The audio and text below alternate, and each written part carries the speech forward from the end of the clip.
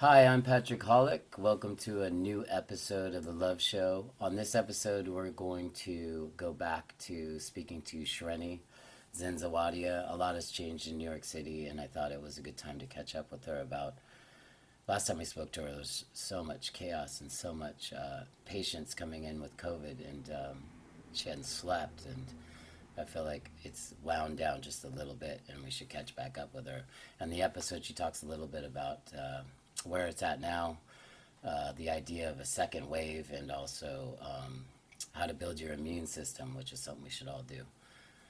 Life today is similar, still maintaining social distance, a little bit lighter. I'm outside doing my walks and my hikes and motorcycle rides and finding how to, just kind of be in these times and see certain friends. Watching people use cars as weapons. Los Angeles seems to have this aggravated moment, at least in my neighborhood, where people are driving at you 60 miles an hour in a 35 and holding the horn down while they're wearing a mask in their car. And you're like, who the fuck are you? So maybe you can tell me, who the fuck are these people? The other day, my liquor store guy down the street said he was talking in between a piece of glass, and he was counting the change looking down, and the person getting the change said, you need to speak up and aim your face towards the glass. I don't need it coming down and creeping through this little piece of glass. I think people are acting crazy, some of them. Tell me what you're seeing out there. Before we start, I'd like to thank all you that have been writing reviews and sharing the podcast. It helps a lot. So thank you, all the patrons, and been very nice to help us support, which keeps us going faster with the edits and the show. So without me talking forever, I hope you enjoy the episode, and we'll see you on the next one. So, Shreni, Hey, Patrick, what's up? last time we spoke, it was crazy. And how long ago? Like 3 weeks ago, we spoke about what was going on Yes. in New York. Yeah, it feels like it was like yesterday, and it feels like it was so long ago, Mm. like What's long ago. Yeah, compared to that, where it was, I think we were in the highest level of chaos. I think Yeah. you probably ramped up even after we spoke with a lot more. I don't know what happened after we spoke. Let's do that. God, I don't know what happened after we spoke. I should have kept a diary. It was Did you like get a busier? whirlwind. Yeah, I mean, I just remember feeling like it was just insane for that week. It was insane. Or those 2 weeks the week we spoke and the following week, it was just intense with all the paranoia and all the patients coming in and the sick people and figuring out what to do. And the first thing, the first things we were practicing maybe not working out, and then different protocols in different places, and constantly updating on all kinds of social media platforms with different doctors, listening to them and what they were doing, what was working, what wasn't working. What did you learn about protecting yourself, or how are you intaking differently than you were then?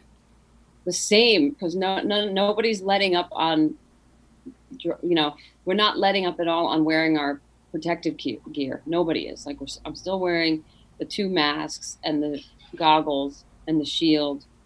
I gave up the Tyvek suit, that white suit, and have been going back to like scrubs and a white coat to look more normal. Hmm. But everything else is intact. Nobody has stopped wearing protective gear at the hospital. Of course. So we're staying ramped in terms of that, Hmm. like the way we were. We're not coming down. I don't think we'll ever come down. I don't know how to ever go into a patient room again and not wear a mask. That's the Hmm. thing we're all struggling with, I think. Are How do you your ever see? hours still explosive? No. So the weird thing that's also happening now is that because everybody told everyone to stay home no matter what, unless they were really sick, nobody's coming to the emergency department. So all the strokes and the heart attacks and the belly pains and the appies or whatever, no, we're not seeing patients. So the volumes are super low in the emergency departments across the country. Hmm. So everybody's hours are now getting cut. Everybody's salaries are getting cut. Hmm.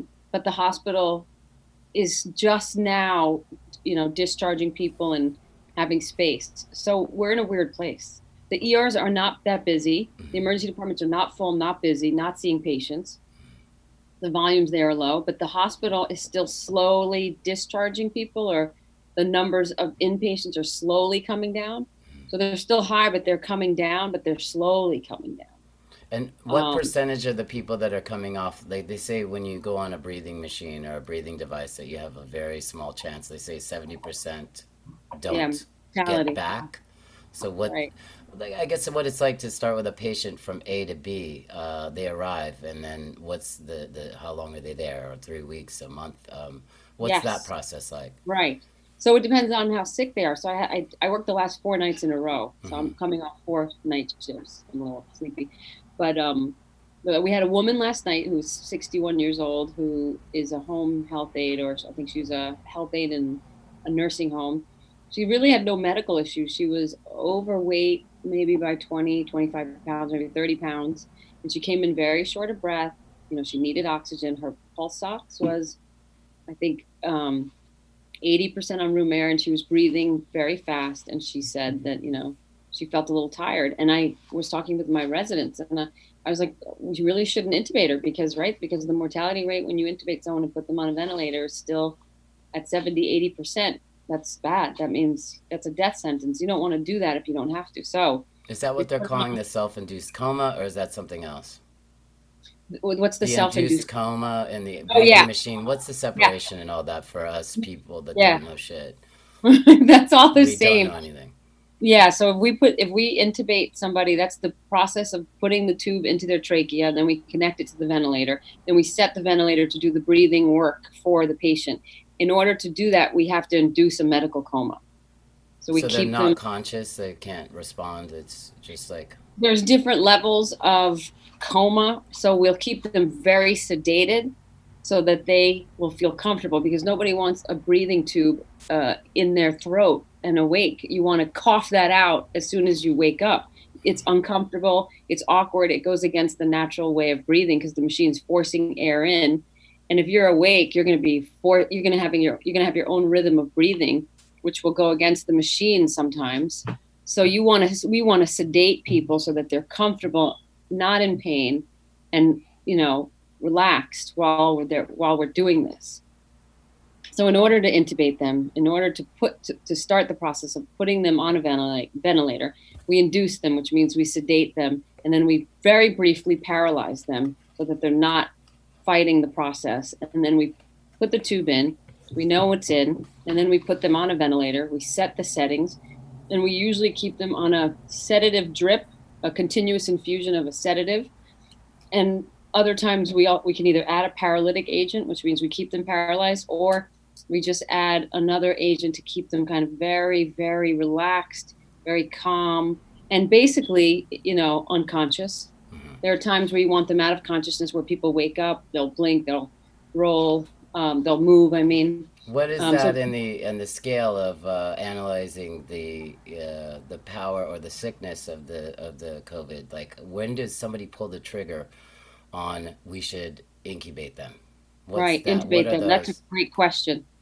That's a great question. So this woman I had last night, who was very short of breath and she didn't look comfortable, we put her on a non-rebreather, which is the first thing we do. We put her on nasal cannula first. That's the two prongs in the nose. We attach that to oxygen. It wasn't good enough for her. She was still air hungry. Then we put her on something called a non-rebreather. It's a mask with a bag attached to it, attached to oxygen. We put that on, and she still wasn't getting enough. So we put both of them on together. She still felt uncomfortable. Her saturation came up, but she felt uncomfortable, like she couldn't really breathe. So we did put her on a BiPAP machine. The BiPAP machine is the one. It's another mask that's strapped to their heads, and you're pushing air in. It's called positive pressure ventilation. You're pushing air in. They have to be completely awake for this. It's, how people with sleep apnea go on CPAP machines at night? Mm-hmm. Same machine as the CPAP, except CPAP is continuous positive pressure ventilation. So the whole night you're sleeping, if you have sleep apnea, it's on the whole time. It's continuous. BiPAP, it gives you a chance to. It's bi-level, so it's on off on off. It's got an inspiratory flow and an expiratory flow. So, but they have to be completely awake for this. Okay. So they have The to opposite. participate in this. They have to be Exactly. responsive. And Yes. and is the rumor, like, of course I always have all these information that's all over the place. It's like, is it still primarily older or underlying health issues, or is it young kids and athletic people, and it doesn't really matter, it doesn't have a target? Yeah. So I think it's still too early to say. For the longest time, we were saying that um, it doesn't really affect kids. And then the New York Times came out with this article about the article about the 15 children with the atypical Kawasaki's disease that they think may or may not be related. They don't know if it is. So, well, for the most part, I haven't seen any sick kids, and Mm-hmm. most of us have not seen any sick kids still. Most of us haven't seen any really sick young people, mostly. Mm-hmm. You know, I'm sure people can come up with a case here and a case there, but overall, no, not really young, healthy people, mostly. So What the do you woman call I, young? What age is young to you? right. So I think, teens and 20s is young, Mm-hmm. 30s is still young. I mean, for you and me, like 40s and 50s is still young, but when I say young, I guess we really mean like 20s and 30s young, Mm-hmm. you know? Mm-hmm. So the woman last night was 61, no medical problems that she knew of. She came in with her blood pressure through the roof, so maybe she had undiagnosed hypertension because she didn't see a doctor. We ended up putting her on the BiPAP, and we had that conversation. Should we intubate her? Because she would be more comfortable if we did that. But we were like, no, not until the very last minute, not until she absolutely 100%. There's no other choice. Will she get intubated? So she did. She was doing better on the BiPAP. And when I left this morning at 7, I did tell the next physician coming in. I said, she may decompensate in the next 12 hours, and you may need to intubate her. But right now, she's holding on the BiPAP well, and that was it. That's all. Mm-hmm. And then I saw their stuff. There's a lot of papers out there saying that hydroxychloroquine, that drug we've been giving everybody, it hasn't been really shown to make a huge difference. So, there's not a whole lot to do once people are that sick. Mm-hmm. Give them oxygen. There's a few trials of different drugs out there, remdesivir and IL-6 inhibitor. We talked about that before. Those are the things that very, very sick people are getting. But I think the whole point is not to get that sick, right? To be so healthy you don't get sick. Mm-hmm. So on the flip side, I have a friend of mine who has no medical problems, but no, she has high cholesterol, maybe hypertension, and maybe she had a stroke. So she has medical problems. She's 54 years old. She was exposed to a coworker who got very sick, and she tested positive 2 days ago. So she told me she got exposed to this guy on April 28th, and she tested positive 2 days ago. So now she's had it for 13 days, and she's fine. She's home. I said, how are you feeling? She's like, I have a headache. I have a fever. Are you short of breath? No, I'm not short of breath. She had a persistent pain. She kept describing it as a persistent pain under her left chest breastplate. So she's okay. She's staying home. I gave her a bunch of suggestions on vitamins and immuno boosters to take because she's doing well. Her and her husband are doing well. She's walking every day. So I have two extremes there. The 61-year-old with the undiagnosed hypertension who's coming in, who takes care of a lot of elderly people who came in super sick, who ends up being put on BiPAP last night. And then I have the friend that's 54 years old with high blood pressure, high cholesterol, but she eats very, very well and walks. Who had a stroke, who has it now, and she's been exposed now for 13 days, and she's home, breathing well, no oxygen, just has a headache and intermittent low-grade fevers. Not even high fever, not like 103, but like low fever, like 100.7. So I don't know. I think we're gonna have to see what happens when it all works out. I have another friend who's a physician who's working in New York City now, whose antibodies came back positive for COVID. She had zero symptoms, nothing. Wow. She got tested because the hospital's testing everybody to see if they have IgG. She has IgG, and she doesn't know how she got exposed. She has not been sick at all. She's originally from Nigeria. Do they make the doctors do tests all the time? Test ourselves now that once it starts becoming more common. Yeah, like I'm supposed to get antibody tested hopefully in the month of May. Mm-hmm. Only IgG, not IgM. IgM is the one that when you have an acute infection, it shows that you're currently infected. IgG means you had the infection and it's over. So my friend who's working in New York City now, and she's 58 years old with no medical problems, originally from Nigeria. She's Nigerian American. And she follows a lot of homeopathic traditional Nigerian customs. So she was taking lots of stuff and never got sick. And she's antibody positive. If you Wow. trust that test, right? I have heard that there's a lot of false positives I with heard a those. lot of people having a hard time getting their data back. I have friends that took the antibody test, so 3 weeks or more, and they haven't gotten their results back. And they're So every pretty time well you to do call, people. yeah. So what? I mean, what's the holdup there? The lab is just held I up. guess so. Yeah, they took these tests and they haven't gotten the results. Yeah, 3 weeks is a long time. It shouldn't Hmm. take that long. Hmm. Not take that unless they're backlogged. Maybe they have so many tests now that they oversold their ability to like test people, and Hmm. now they're kind of like jammed up. That's what I would guess happened. I'm going to get antibody tested because I tested negative for COVID. I thought I had it like 3 weeks ago. I felt really terrible just for 2 days. And not really like, for me, really terrible because I don't get sick. So I felt like body aches and, I felt like I was short of breath going up the steps and I felt terrible for 2 days. I tested negative. I'm curious to get the antibody test just to see. But And you've been working like an animal though, right? Like I mean, at a certain time you didn't sleep for a while. yeah, That's yeah. So probably that could that. be run down. Absolutely. Could have been run down and just felt like dog shit, basically. That could have been it. But like you and some of the friends you talk about that just want it, like I'm at that point. Most of the physicians are at that point that we just want to have it. We want to have had it, and the antibodies be positive and be done.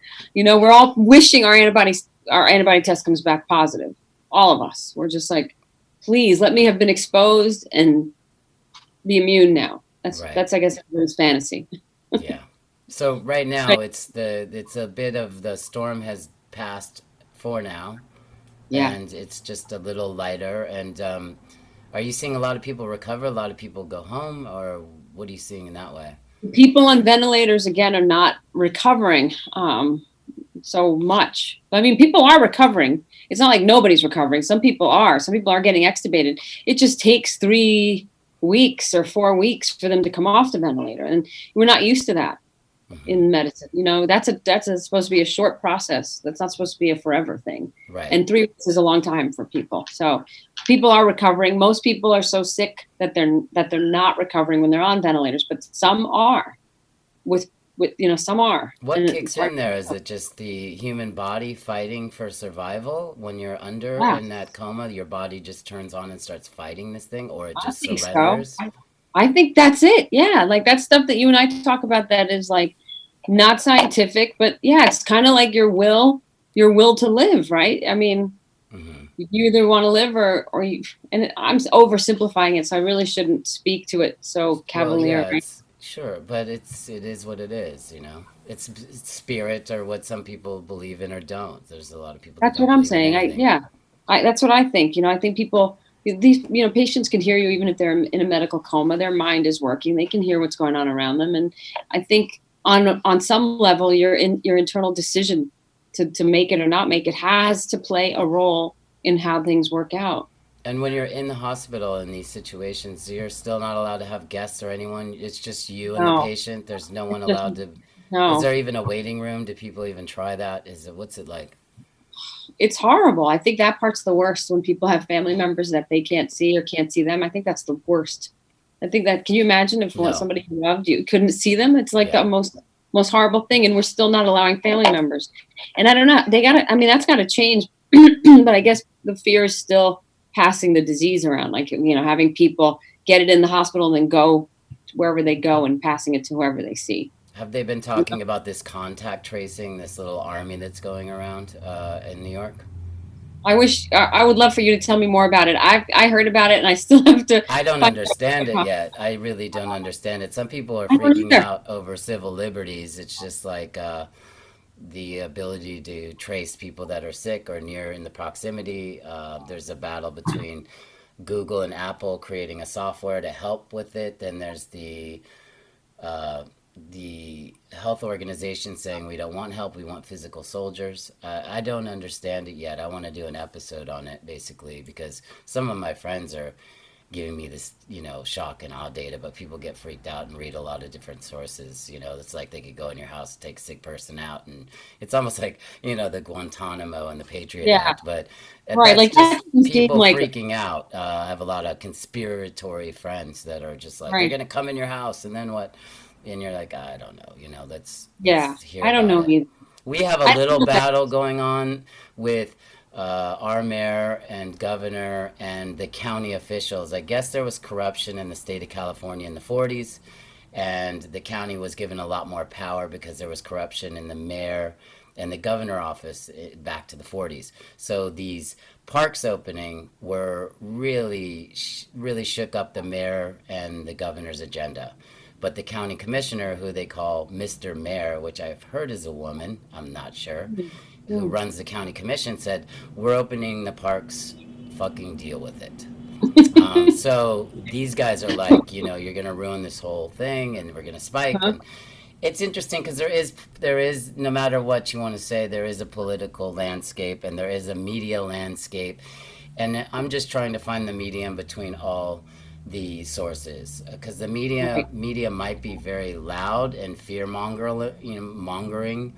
Yeah. Um, um, it's just this fine line between the people that are like, this is bullshit, and wearing board shorts and saying like they're going to a demonstration about going back to work, and then the reality that obviously when I talk to you, this is real, this has happened, you've seen it. There's people that are completely thinking this is some political bullshit, that's not happening.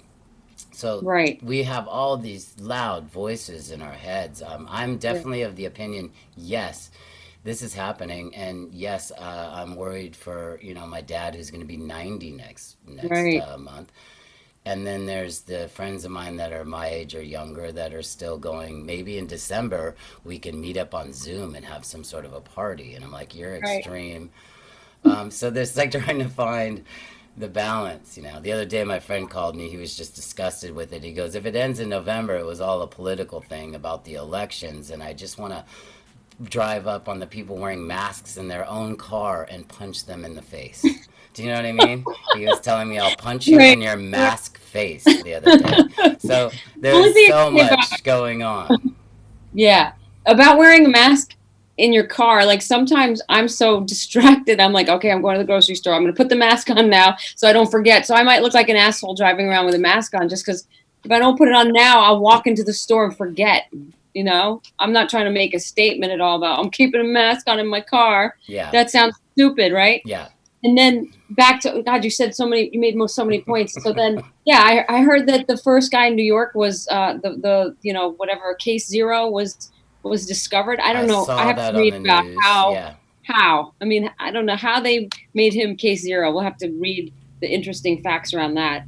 And then the other things I've read is that not some people think the whole virus is a hoax, but other people think the government response to it is what the hoax is, right? Like it's definitely real. I'm seeing sick people for sure. Yeah. The I'm response leaning a little bit in that, controversial. like, I feel like Gavin's running for president 2028 or something, and Eric, I don't know where Eric falls in this. Seems to be a nice guy, but also a scared guy, you know. It's interesting. You could feel the grip in Los Angeles. I've been walking ever since this happened on the streets, Yeah. inventing hikes that no one's on, and just Mhm. walking. And Yeah. today it was real apparent that the grip has slid. I went to the beach because we have this ocean thing going on where at night we have blue in the water that's really pretty, and there was 20 surfers down there, and I said, "What's the deal with you guys? Not allowed." They've given tickets and arrested people for surfing, and they talked to the local sheriff. They said, "Look, if you're here past sun drop, it's not my fucking problem and my shift." So it's kind That's of like a awesome. wink, wink. Right. Because these guys are addicted to surfing, like opiate addicts are addicted to Right. opiate. They don't Right. play around. Surfing is So life. they're surfing at night. They're They're surfing at surfing night. at night to the moonlight. It was kind of beautiful to see humans doing things. Right. My It big is. successes are seeing those guys. A hug from a friend. These are huge successes in the Got a week. hug from a Got a friend. hug from How'd a that friend. The happen? first time it was like, and the other time I was just like, that felt good. So Yeah. that's where I'm adjusting to. Yeah. I've loosened my grip, but I'm definitely not socializing and getting close. I'm staying the distance, but I'm not Mr. Mask, and I'm not Yeah. Mr. And people come and point at you on the trail, or just be like, what are you doing? We do. People love policing people. That's actually the scariest thing about this is how comfortable people are tattling, judging, and policing Contact other people's force. actions. what is that about? And is that just our society? Like, why are people so interested in what everybody else is doing? Well, there's What such a are they doing? gotcha, and you see it a lot on social media. It's like these guys just doing like, you said this last time, you said this last time, and it's just, I guess it's an easy position to live in, just to, Yeah, yeah, judge, and anyone that's out there in the world is going to make mistakes, and what are we supposed to exactly. do for them? Just stay home and be quiet. I Right, mean, the gotcha police have been going on, ramping up for a long time. That's all they do. right. That's how they spend their time. Hopefully, we'll I get did. one today. We'll get a gotcha. We'll get a, You guys should not be yeah, saying yeah. that. She said this last time. Yeah. Um, I will say I did see friends. We got together in somebody's backyard and we had lawn chairs, and our lawn chairs were about 7 to 8 feet apart. So we were in this huge circle, yeah, just facing each other. And we all brought our own food and beverages. So we weren't sharing anything with each other. I did bring my mask in case somebody else wanted me to wear it. hmm, And we just like didn't touch each other, no hugs, no kisses, no sure. nothing. Just That's we just allowed each other to be in the same space outside. that's how I've been doing my gatherings. I feel like doing a few more of them. It's just like there's this the human mind, the psyche. It's really it's been a gnarly learning lesson of how certain friends have reacted and other ones have, and Yeah. it kind of makes you go introspective and analyze who's in your life, who's not in your life, Oh, and that's how interesting. quickly you can just be irrelevant or gone. It taught me that in a way. Like, what are my core friends doing with me right now? What if I called them and said, you know what, I got this thing, bring me soup? Right. Who's Would coming? they? Right. Who would bring? Yeah, all that. I've been Yeah. in my head, but that's my thing. I like to like analyze the data, so to speak. I Yeah. I said, mean, go ahead. no, I have friends that are bringing me soup just because they know I'm working all the time. So they drop it off on my front porch and just leave the Well, you're soup. in the heroic light, which you should be. You're a Yeah. frontline, 3 hospital gangster. I'm just some dude, they're like the guy, if I pass, they probably be like, I told the guy not to smoke. So anyway, what are we eating for lunch? You know what I mean? That's Right. how it Right. is. Yeah. That's He's your got to. legacy. That's your Yeah. legacy. Yeah. I spoke to you a little bit about it, but my friends are like, have you heard that anyone that goes to the hospital with a broken finger is inspired to get a kickback of dough for saying they have COVID or did something? You haven't seen any of this inspiration from the medical and all that stuff to mark No. cases, anything as COVID. I mean, I'm It's what reading they're a lot of saying. Yeah, articles about Medicare and like CMS and the reimbursements for taking care of patients with that diagnosis. I don't know how much truth there is to it, yeah. but there are articles out there about CMS and the reimbursement rates for managing that disease in the hospital. And they're putting dollar amounts on it. So they're sort of making it seem like it's incentivized. I don't Hmm. know if the facts are clear on that. And Yeah. I don't know, I don't, We need to LabCorp. get that for our third podcast. I want to see some paperwork Yeah, now. we should talk about that. So in terms of the labs that are the urgent cares and the labs that are running like these antibody tests, they're having some of them are having people sign waivers that say, we don't know if your insurance will cover this test and we don't know how much this test will cost. So please sign here, give us permission, this is what you want done. And if you really want the test and you're signing it, it means you're taking the risk of getting the bill. Sounds So I like don't my think they know. mortgage company. They're like, you don't Yeah, have to pay, exactly. but we want all of it the afternoon of April 5th. You're like, go fuck yourself. You know what I mean? They're like, we might let you go that day or we might kill you. We have not written it in yet. And you're like, that's a We good. don't Glad know. we've been together for 20 years. Yeah, so I'm hearing a lot of stuff about that, and then there's all the stuff around pressure on, in terms of like what you're putting on death certificates. I have not experienced that. Sure. I know there are guidelines, like when I do pronounce someone dead, and then I have to fill out their death certificate. There are guidelines around it, Hmm. but like anything else, like if somebody comes in, see, ER doctors have been dealing we've been dealing with this forever because we get patients who come into the emergency department in cardiac arrest and we never met before that die, right? So Yeah. what am I supposed to put on that death certificate? Especially if the medics or whoever brought them in says we have no history, there's no family, no friends, we don't know. All we did, we found him down. Then I'm like, what do I put on the death certificate? You're not allowed to put cardiac arrest on the death certificate. So that was a weird one for a second. I was like, well, if I'm not allowed to put cardiac arrest, and they had a cardiac arrest, what am I going to put? I'm going to put now. I cause of death first line. I put cardiopulmonary arrest. Hmm. That seems to be okay. And then if I know what diseases they had. I add them: diabetes, history of breast cancer, like whatever it is, hypertension, end stage renal disease on dialysis. So whatever other diagnoses they've had, I'll put them underneath in order of which ones I think were most related to the death.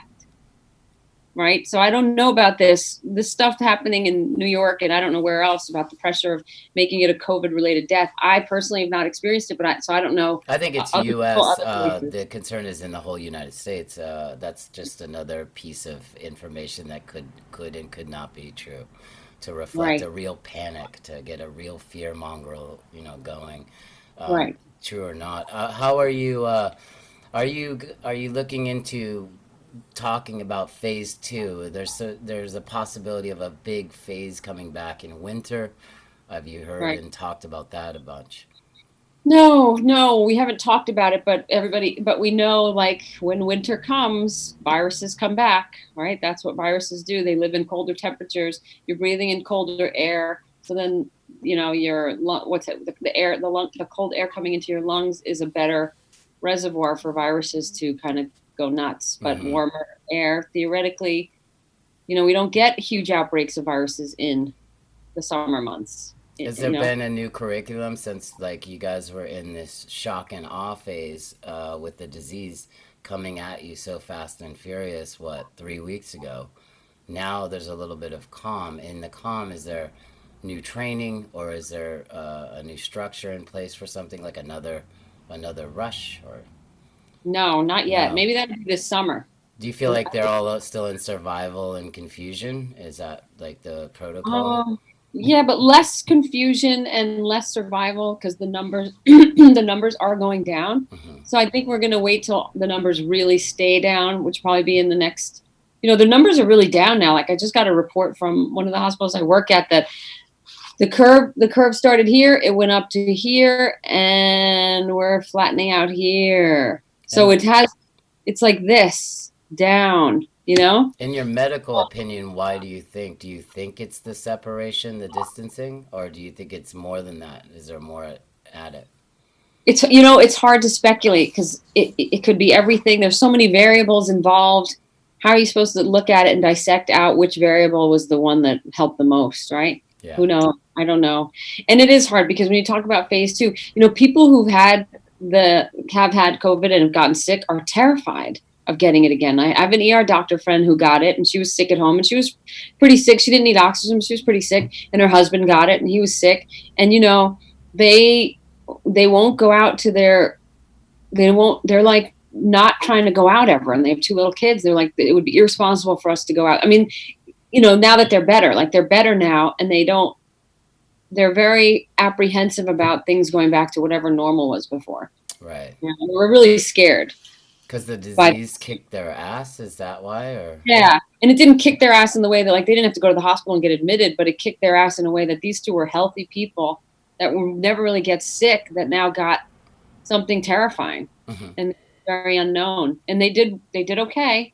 How They're old better. are they? What age group are they? Probably mid 40s. Mid 40s. And Yeah. healthy, like good eating and all that? Yeah. Yeah. Yeah. So it's weird. It's hard to say. And you're right. Like, everything you and I are talking about is there seems to be two sides to everything. Hmm. Whatever we're reading out there, there's one opinion and then there's the opposite opinion. Hmm. And I think you're doing the right thing by reading it all and really waiting, withholding judgment, but getting all the sources, going to all the different sources, hearing what everybody has to say, and then sorting it out because it's Yeah. tricky. And There's a also lot looking at the people on the streets, I feel like everyone's like, we're going to open next week. We're doing a soft open with 20% in our restaurant. And it really comes down to, do people feel safe? Are people going to show up? I right. see people in Los Angeles fed up and kind of hitting the streets again. Traffic keeps Yeah. growing by the day. It almost feels like today when I went on my walk, it felt almost like the old days. Really? Yeah, not as evacuated. So, Wow. yeah, The not quite, restaurants and but bars are the only thing, right? Restaurants and bars. Like, how soon do you see yourself in a restaurant or a bar? I don't really. I think it's just about seeing good friends for a little while that you haven't Yeah. seen, or that have been really kind of freaked out in a box for eight Right. to nine weeks.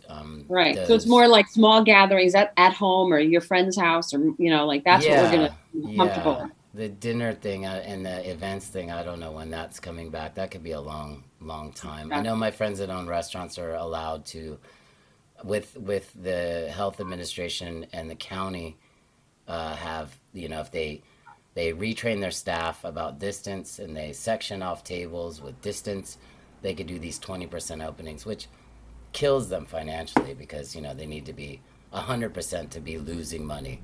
Right. They need Exactly. a big crowd just to be making 10 cents. Right. And I'm worried about that. Our parks did open. Our parks opened up, I think, a week ago, and that's a good thing. Some of our we have, I'm in New Jersey, so we have beaches. I don't, and it's hit or miss which beaches are open yet. And the beach clubs, a lot of people in New Jersey belong to beach clubs because that's a Jersey thing. I don't know if they're opening. I don't know when they're opening or if they're opening, because those were crowded, crowded places with this strip of beach and this pool and this, this restaurant and this like tiki bar.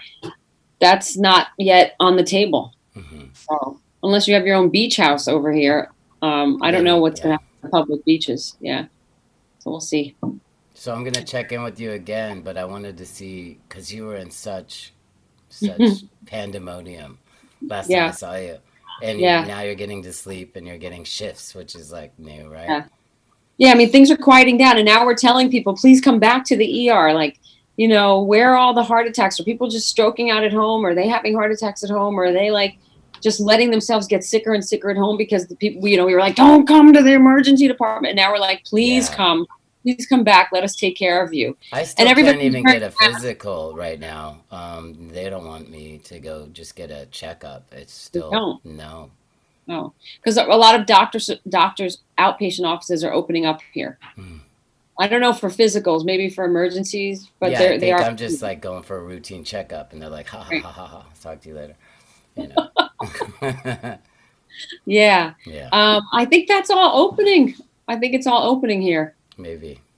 Yeah, I don't know.